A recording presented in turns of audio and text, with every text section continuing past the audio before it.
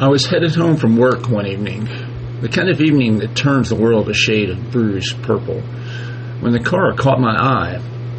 It sat on the shoulder of the road, not quite pulled all the way over, but just enough to keep it out of the main flow of traffic.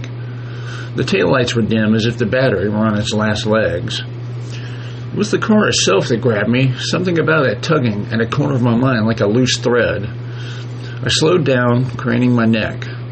Familiar, that was the word that bubbled up. It was a cap, old but not ancient. The kind of thing you'd expect to see at a church rummage sale or sitting under a tarp in a neighbor's driveway.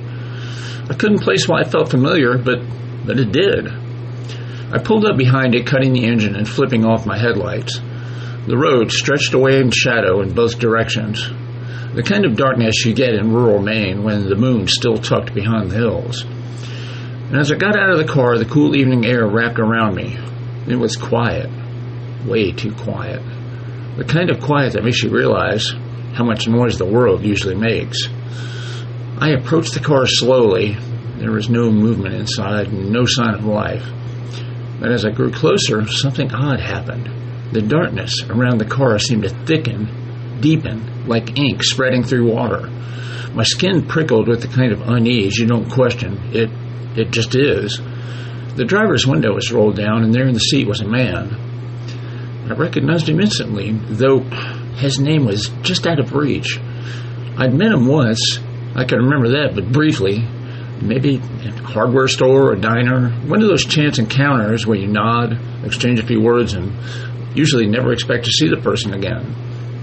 He was slumped back, his head tilted against the headrest, eyes closed. Asleep, I thought. But something about the way his chest didn't move gave me pause. I reached out tentatively to give him a shake, and my hand passed right through him. It didn't just slide through flesh like air. That would have been strange enough. No. It was like plunging my hand into icy water. My fingers tingled, then numbed, and I jerked back so hard I nearly toppled over. That's when the world around me shimmered. And it wasn't a shimmer like heat waves off asphalt in summer. No, this was something alive. The edges of the car seemed to flex and ripple. Heavy, electric. My knees buckled and I fell backwards, landing hard on the gravel shoulder. Staring up at the man, he still didn't stir. The world around me shimmered again, harder this time, like a curtain being yanked to one side. And for a moment, I wasn't on the road anymore. I was somewhere else, somewhere gray and vast and wrong. The air there smelled like metal and burnt sugar, and in the distance, shapes moved. Shapes that I definitely didn't want to see too clearly. And then it was gone. All of a sudden I was back on the road, panting, my heart hammering against my ribs. The car was still there, and so was the man, or whatever he was. But now, faintly, I could hear something. A low, rhythmic hum, like the sound of wires vibrating in the wind. It came from everywhere, and nowhere, vibrating my teeth. I scrambled quickly to my feet, my breath coming in short, panicked bursts. The man's head turned, just slightly. His eyes were open now, staring straight ahead. He never blinked. As his mouth moved, forming words, I couldn't hear, but could somehow feel. The hum grew louder, almost imperceptibly at first. It crawled into my ears and burrowed there. A sound that, well, it wasn't just a sound, but a vibration that seemed to pulse through my very bones. My breath hissed as I stared at the man, or, well, the thing that had once been a man. His lips continued to move, forming those silent, alien words. I couldn't hear them with my ears, but they pressed into my mind like the edge of a knife. "Stop!" I croaked, my voice dry and weak and barely audible even to myself. I took a step back, stumbling slightly on the gravel. He didn't stop. If anything, his movements became more pronounced. His head lolled unnaturally to the side and his mouth opened wider. Too wide. His jaw stretched with a sickening pop, and the corners of his mouth splitting like an old leather seam. And then the shimmer came again. But this time it wasn't a subtle wave across the air, but a full-on rupture.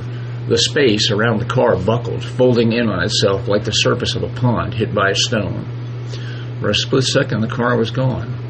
replaced by that gray, endless expanse that I'd glimpsed briefly before. And this time, the shapes in the distance weren't staying distant. They moved closer, shifting in the haze like shadows cast by something too big and too unnatural to comprehend. The hum turned into a drone, low and relentless, vibrating the fillings in my teeth, and my vision blurred, and for a moment, I thought I might pass out. Then, as suddenly as it had come, the shimmer receded. The car was back, the man, or the thing, whatever he was back too. Only now he wasn't sitting in the driver's seat. He was standing right beside me. Jeez. I didn't even see him move. One moment he was in the car, and the next he was there, close enough that I could see every detail of his face. And his face, it wasn't right. It was him, sort of. The same man I had met briefly at the hardware store or whatever it had been. But his features were off, like a photograph left out in the rain. His skin was too pale, almost translucent, and the veins crawled beneath it like worms in mud. His eyes, well, they weren't eyes anymore. Just black pits, endless and consuming. "Help me." The voice didn't come from his mouth. It came from everywhere and nowhere, slipping under my skin like oil. It wasn't a plea, it was a command. I stumbled backwards, my heart hammering so hard I thought it might break free of my chest. What do you want?" I managed to choke out. My voice, to me, sounded small and pathetic. The man's head tilted too far to one side, as if considering. "Help me," he said again, and the words twisted in the air, bending it like heat waves. "I don't understand." And then he reached for me. His hand was ice, and it touched my arm. The world fractured. I wasn't on the road anymore. I was standing in a kitchen, my kitchen. The lights were off and the house was silent. I turned slowly, my breath catching in my throat. There was something wrong here, something off. But then I saw it. The table, which was set for two, had one of the plates cracked in half, its jagged edges stained red. There was a knife on the floor, its blade glinting in the dim light filtering through the window. Then I heard it, a sound behind me like a low, wet gurgle. And when I turned, she was there. My wife! Her throat was slit, a dark, yawning gash that spilled crimson down the front of her dress. Her eyes were wide and glassy and filled with terror. She reached for me, her fingers trembling, then she spoke. "Help him." The words were a whisper, barely audible, but they hit me like a sledgehammer. The shimmer came again, and all of a sudden I was back on the road. The man was gone, the car was gone, and I was alone. The hum was still there, faint but insistent, like a warning that I couldn't ignore. The road was empty now, swallowed in darkness, and my car sat behind me like a tombstone, the engine silent in its metal skin, reflecting faint glimmers of the night. My pulse thundered in my ears, and my breath came in shallow gasps as I stared at the place where the car and the man had been. The hum hadn't stopped, but it was softer now, like the distant murmur of bees in summer. But it was still there, vibrating in my skull. I turned back toward my car, desperate for the safety of its locked doors and the false comfort of its headlights. But as I moved, something stopped me dead in my tracks. Footprints. They weren't there before. I was absolutely certain of it. A trail of them led from the empty spot where the car had been to a point just in front of me where they stopped cold. I squatted down, heart pounding, and ran my fingers over the nearest one. The print was deep, pressed hard into the gravel, and it wasn't the print of a shoe. It was a bare foot, long and narrow, with toes that ended in claw-like points. I straightened up quickly, wiping my hands on my pants as if the touch of it might cling to me. The night felt colder now, and the wind had picked up, rustling the trees on either side of the road. "Help him." The voice came again, low and guttural, and this time it carried with it a metallic echo, like a voice spoken through old rusted pipes. I quickly spun around, but there was no one there. "Help who?" I shouted, my voice breaking. The hum surged and the world flexed again. And it wasn't a shimmer this time, it was a lurch, a sickening tilt that made me stagger like I was drunk. The trees around me twisted, their branches curling inward like claws. The road buckled and stretched, pulling itself into impossible angles. I squeezed my eyes shut, willing it to stop. But the moment it did, once again I was somewhere else. I was standing in a room. The air was thick and heavy and reeking of decay. The walls were concrete, gray and damp, streaked with dark stains that I tried not to think about too hard. A single bulb hung from the ceiling, flickering weakly. The hum was louder here, a throbbing pulse that seemed to come from the walls themselves. It was then I saw him, the man sitting in the corner, knees drawn up to his chest, and his face buried in his hands. His clothes were torn, and his skin looked worse, pale, blistered, like it had been left out in the sun too long. "Help me," he said without looking up, his voice raw now, broken, and it carried an edge of despair that made my stomach twist. I took a step toward him, and the bulb overhead flickered even harder. "What do you want?" I whispered. He raised his head slowly, and I froze. His face was wrong again, but this time it was worse. His skin was coming off in patches, revealing raw, glistening muscle underneath. His black pit eyes locked onto mine, and his mouth twisted into something that might have been a grin, if it weren't so horribly wide. "You have to stop it," he said. "Stop what?" He didn't answer and instead pointed. I turned and the breath fled from my lungs. There was a hole in the wall, jagged and irregular, like something had clawed its way through the concrete. Beyond it, nothing but blackness. No light, no movement, just an endless void that seemed to suck at the edges of the room. And then deep in that void, something moved. At first, it was a suggestion of a shape, a ripple in the black. Then it stepped closer, and I twisted with every fiber of my being that I hadn't seen it. It was tall, too tall, and impossibly thin. Its limbs jointed wrong, bending in ways that made my head hurt to look at it. Its skin was dark and glossy, like oil, and its head was completely featureless except for a single enormous mouth that stretched from where its forehead should have been to its neck. It opened slowly, revealing rows of teeth that spiraled inward, endless and jagged. Then the hum became a roar, deafening, and the thing took a step forward. "Stop it!" the man screamed behind me, his voice raw and frantic. I didn't know what he meant, and I didn't know how, but I knew one thing for sure. If that thing made it through the hole, there would be no stopping it. The thing lunged forward, and the room exploded into light. And once again, I was back on the road, gasping for air, my hands trembling so hard I could barely keep them at my sides. The world was quiet now, too quiet, but the hum still lingered, faint and far away, like a warning bell that refused to be silenced. I turned toward my car, and that's when I saw it. The man was back, standing by the driver's door, his face half in shadow, his black pit eyes stared at me, unblinking. "It's not over," he said, his voice a low rasp that sent ice crawling down my spine. And then he was gone, vanishing into the darkness, like he'd never been there at all. The drive home was a blur. My hands gripped the steering wheel so tightly my knuckles ached, and my eyes flicked between the road and the rearview mirror, half expecting to see that thing following me. But the road behind me was empty, just a ribbon of asphalt, swallowed by the night. By the time I reached my house, I was shaking all over. My legs felt like rubber as I stepped out of the car and stumbled up the driveway. The porch light was on, a warm, welcoming glow that felt alien after all I had just seen.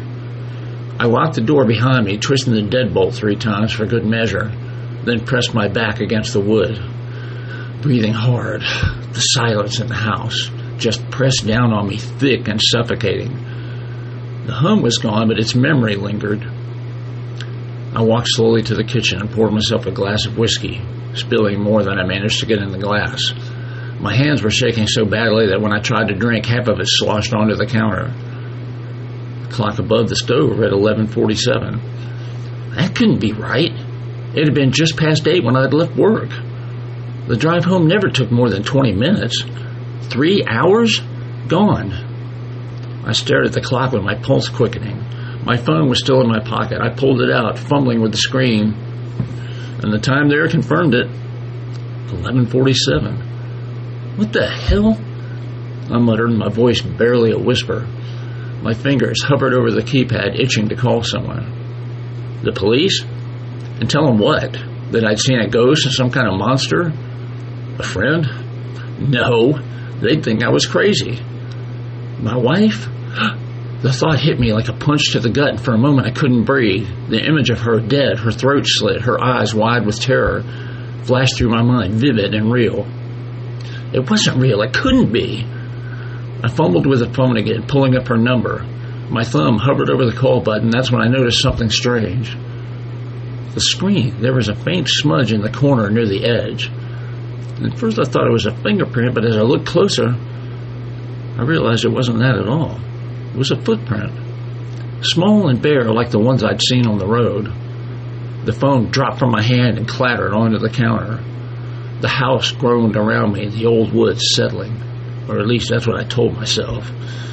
But then I heard something else. Faint but unmistakable, like a soft, wet, dragging sound. Like something being pulled across the floorboards. I froze, turned slowly, my heart pounding. The hallway leading to the bedroom stretched out before me, dim and shadowed. And at the far end, at the edge of the darkness, something moved. It was small, really no bigger than a child, and it hunched over. Its limbs were too long for its body, and its skin, pale and thick, gleaming faintly in the dim light. It turned its head toward me, and its face, or, well, what should have been its face, was nothing but a smooth, featureless expanse of skin. The dragging sound grew louder as it started to move toward me, its long, spindly arms reaching out. I stumbled back, my legs catching on the kitchen stool. The whiskey glass shattered on the floor, the sound sharp and jarring. And then the thing stopped. And it tilted its head as if listening, then scuttled back into the shadows, vanishing into the darkness of the hallway. I stood there frozen, the sound of my own ragged breathing filling the room. The hum returned, faint but insistent, vibrating in my teeth. I didn't sleep that night. I mean, how could I? I sat in the kitchen with every light in the house on, turned on, a butcher knife clenched in my hand. The shadows stayed where they were, but the hum never left. When the first rays of sunlight crept through the windows, I finally moved, my legs stiff and aching from sitting so long. That's when I saw it. Sitting on the kitchen counter next to the shards of the broken whiskey glass was a small, battered notebook. I never remember seeing that before. It hadn't been there when I poured the whiskey. Of that I was sure. My hand shook as I picked it up, and the cover was cracked leather, stained and worn, and the pages inside were yellowed with age. The first page was blank, and so was the second. But on the third page there were words scrawled in jagged, frantic handwriting that made my skin crawl. Help him. I flipped the page. The door must stay closed. The next page. It's your turn. My stomach twisted as I stared at the words, the hum growing louder in my ears, and then I heard the knock. It was soft at first, barely audible, but it came again, harder this time. Knock, knock, knock. It was coming from the front door. The sound wasn't just at the door anymore. It was inside my head, reverberating, in time with the hum, which had grown to a near deafening pitch. My teeth ached from the vibration, and my vision swam. I'm not opening it, I whispered to the empty room, as if saying it aloud would make it true. But the knocking, it wasn't just a demand, it was a command. Before I realized that my feet were moving against my will, dragging me toward the door. My fingers tightened around the knife, my breath coming in short, shallow gasps. Please stop, I begged, though I didn't know who or what I was pleading with. And the knocking ceased. I froze just inches from the door, silence pressing in upon me, heavy and suffocating. And then a voice from the other side, low and distorted. carrying with it the metallic tang of the hum. "Open the door, Sam." My name, oh my God! Hearing it spoken by that voice sent a jolt of terror through me, freezing my blood.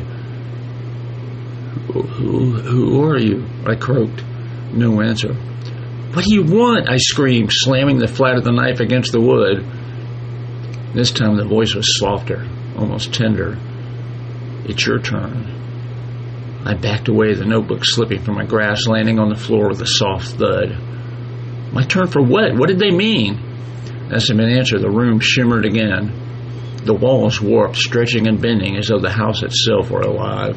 The hum surged louder than ever, and I fell to my knees, clutching my head as pain lanced through my skull. When I opened my eyes, the front door was gone. I was no longer in my house. I was standing in the gray, endless expanse I'd glimpsed before, the place beyond the shimmer. The air here was thick and metallic, tasting of blood and burnt ozone. The notebook was still in my hand, though I didn't remember picking it up. Its pages fluttered wildly, though there was no wind. In the distance, a figure stood. It was the man. He was back. His back was to me, his head bowed, his body flickering in and out of focus like a bad signal on an old TV. He turned slowly toward me, and I saw his face again. Twisted, wrong, but still familiar. "Help him," he rasped, the words crackling in the dead air. "Help who?" I shouted, my voice barely carrying in the oppressive stillness. He didn't answer. Instead, he pointed behind me. I turned, and my breath caught in my throat. The hole was there. The jagged black void yawned before me, pulsating like a wound in the fabric of reality. Shapes writhed within it, their forms shifting and twisting in ways that defied logic. And then I saw it, the thing from before. And it was closer now, its impossibly tall frame stooping to fit within the edges of the void. Its mouth opened, a spiraling abyss of teeth that seemed to stretch forever. "It's coming through," the man said, his voice trembling. "If it crosses, there's no stopping it, no going back." "What am I supposed to do?" His black pit eyes locked onto mine, and his ruined face twisted into something resembling a grimace. "You know what to do. It's always been you." The hum was deafening now, the roar of the thing within the void drowning out every coherent thought. The notebook in my hand felt heavier, its pages turning to the final entry. "Close the door," but there was more. Beneath the words, a simple, single instruction, a life for a life. I looked at the man, my heart racing. "That's why you were here," I said, in a realization dawning like a cold, terrible sun. "You were the last one." He nodded. "And now it's you." The void lunged, its massive frame straining against the edges of the rift. The world trembled beneath its weight, and I knew I didn't have a choice. If I didn't act, it would cross. And if it crossed, I gripped the notebook tighter, my knuckles white, and stepped toward the void. The closer I got, the colder it got. The air around the void was like ice, freezing the sweat on my skin. My limbs felt heavy, my movements sluggish, but I kept going. The thing in the void roared, a sound that shattered what was left of my courage. I hesitated just for a moment, and then the man spoke again. "Do it, Sam, before it's too late." Tears streamed down my face as I stood at the edge of the void, the notebook burning my hand, its pages crumbling to ash. A life for a life. I took a deep breath and stepped forward. The moment my foot crossed the void, the void consumed me. The cold was absolute, biting and tearing at my skin, my flesh, my very essence. The thing lunged, its massive jaws snapping shut just inches from where I stood, and then it was gone, pulled back into the void with a force that felt like the tearing of a world. The hum stopped, and the gray expanse disappeared. And then nothing. Somewhere far away on a quiet stretch of road, a car sat abandoned. The driver's seat was empty, but a notebook lay open on the dash, its pages blank, at least for now.